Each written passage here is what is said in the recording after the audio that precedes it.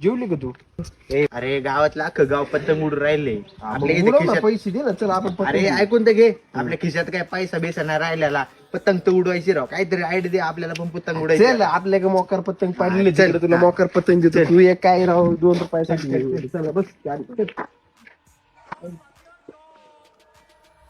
मग काय मित्र म्हणला चल काटलेली पतंग पकडायला. मग काय निघालो आम्ही आणि पुढं काय झालं ते तुम्हीच बघा. माझ्या मी गुंडाळून घेतलाय, त्याला देतो मी, पण हे नालायक काय पतंग सोडी ना.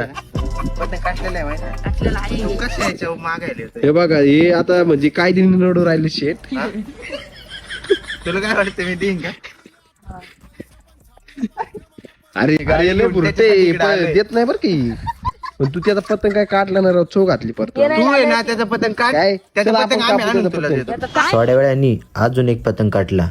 मग काय तो पण पकडला आम्ही आणि दानाभाऊनी भेटलेला मांजा हा पोरांना वाटून टाकला आणि आम्ही निघालो.